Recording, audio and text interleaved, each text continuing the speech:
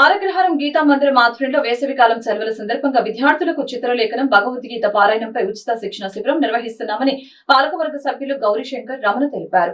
శనివారం సాయంత్రం 5 గంటల నుంచి 7 గంటల వరకు ఈ శిక్షణ కార్యక్రమం జరుగుతుందని తెలిపారు.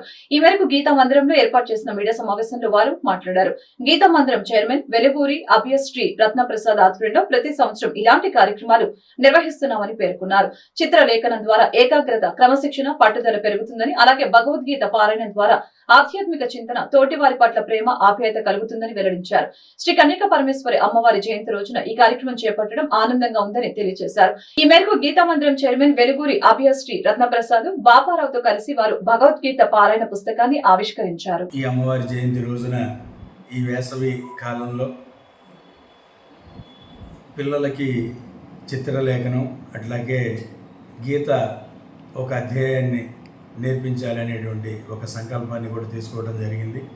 గత సంవత్సరం కూడా మా పాలక మండలి వచ్చిన కొద్ది రోజుల్లో కూడాను చాలా చక్కగా ఆ కార్యక్రమాన్ని నెల రోజులు నిర్వహించి పిల్లలందరికీ కూడాను ఈ పోటీల్లో గెలుపొందినటువంటి వారందరికీ, అట్లాగే పాల్గొన్న వారందరికీ కూడాను బహుమానాలతో వాళ్ళని ఎంకరేజ్ చేయడం కూడా జరిగింది. అదేవిధంగా ఈ సంవత్సరం కూడాను రెండవ కార్యక్రమంగా కూడా ఈ రోజున ప్రారంభిస్తూ ఉన్న సాయంత్రం 5 గంటల నుంచి 7 గంటల వరకు ఈ ప్రోగ్రాం జరుగుతూ ఉంది.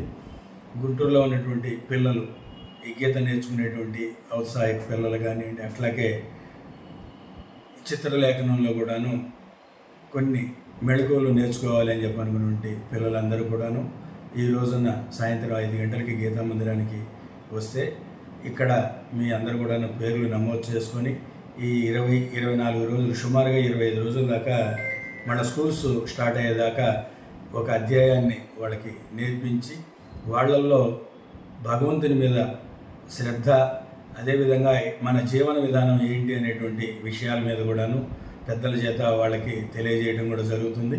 అదేవిధంగా మాకు ఇక్కడ పరిస్థితులు అనుకూలంగా కనుక ఉంటే బ్రీత్ సంబంధించినటువంటి యోగా ప్రక్రియను కూడాను, అట్లాగే పిల్లలు మానసిక స్థితి పెంచుకునే విధంగా ఏ రకంగా ఉండాలి అనేటువంటి దానిపైన వేరే ఒక టీచర్ గారితో సంప్రదింపులు జరుపుతూ ఉన్నాం. ఇవాళ రేపట్లో దాని మీద కూడా మాకు ఒక క్లారిటీ వచ్చేటువంటి అవకాశం ఉంది.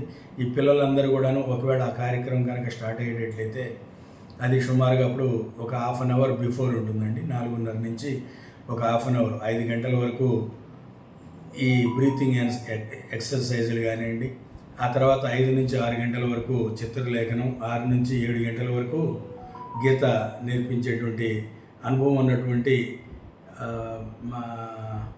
అంటే గీతా మందిర్లో గత కొన్ని సంవత్సరాలుగా వారు నేర్పిస్తూ ఉన్నారు. దాంట్లో వారు దాదాపుగా మొత్తం గీత అంతా కూడా వారు పఠనం చేయగలరు. దాని అర్థాలు కూడా బాగా చక్కగా విశదీకరించి పిల్లలకి అర్థమయ్యే విధంగా వారు చెప్తా ఉన్నారు. వారినే ఈ సంవత్సరం కూడాను మాకి పిల్లలకి చెప్పడానికి ముందుకు వచ్చారు.